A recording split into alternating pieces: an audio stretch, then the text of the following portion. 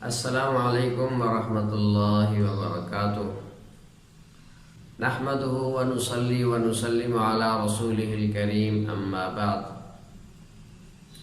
اللہم صلی علی سیدنا محمد وعلی آل سیدنا محمد وبارک وسلم۔ پہلا عنوان، قربانی کا حکم کیا ہے؟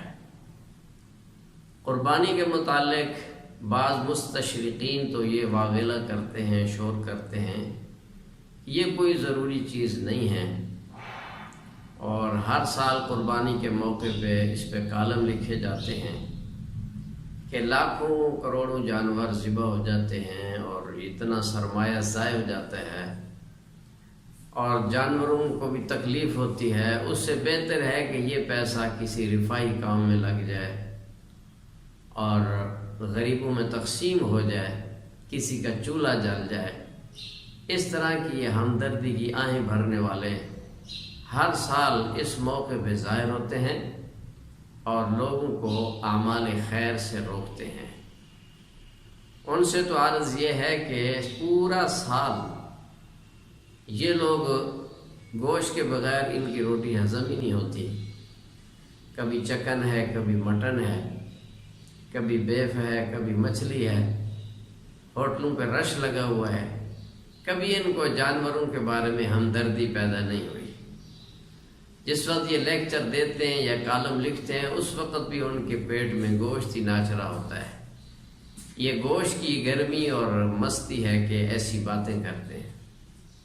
اصل یہ ایک مہم ہے کہ امت کو اعمال سے دور کرو۔ جب اعمال سے دور ہوں گے تو ایمان خالی ہو جائے گا، ایمان خطرے میں پڑ جائے گا۔ مقصد ایمان چھیننا ہے، لہذا ان کی ایسی باتوں پہ قطعاً نہ آنا چاہیے۔ یہ اللہ کی طرف سے، شریعت کی طرف سے ایک شرعی حکم ہے۔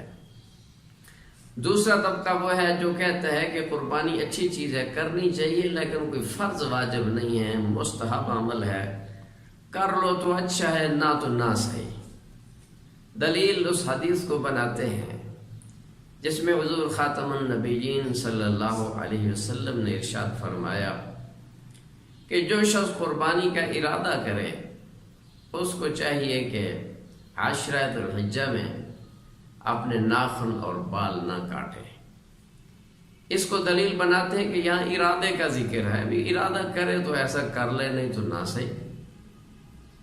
اس کا جواب یہ ہے کہ پھر اسی طرح کی حدیث تو حج کے بارے میں بھی ہے۔ فرمایا جو شخص حج کا ارادہ کرے اس کو چاہیے کہ جلدی کرنی چاہیے، پھر تو حج کی فرضیت بھی ختم ہو جائے گی۔ یہ بھی جہالت والی بات ہے۔ قربانی کا اصل حکم وجوب ہے۔ چنانچہ ابن ماجہ میں روایت ہے، حضرت ابو ہریرہ رضی اللہ تعالی عنہ ارشاد فرماتے ہیں ان رسول اللہ صلی اللہ علیہ وسلم قال من کان له سعۃ ولم یضح فلا یقربن مصلانا۔ جس بندے کے پاس قربانی کرنے کی گنجائش ہو وہ قربانی نہ کرے تو اس کو ہماری عیدگاہ میں آنے کی اجازت ہی نہیں۔ گویا کہ قربانی واجب ہونے کے بعد قربانی نہ کرنے والا مسلمانوں کی صف میں کھڑے ہونے کے قابل ہی نہیں ہے۔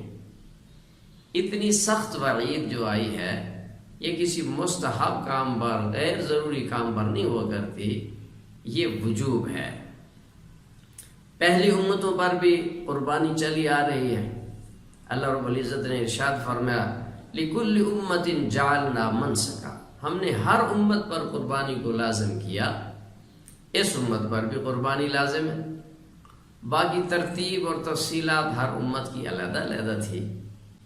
تو پہلی بات کہ قربانی کا حکم کیا ہے؟ قربانی واجب ہے، اور نصاب والا اگر قربانی نہیں کرتا تو وہ واجب کا تارک اور گناہگار اور مجرم شمار ہوگا۔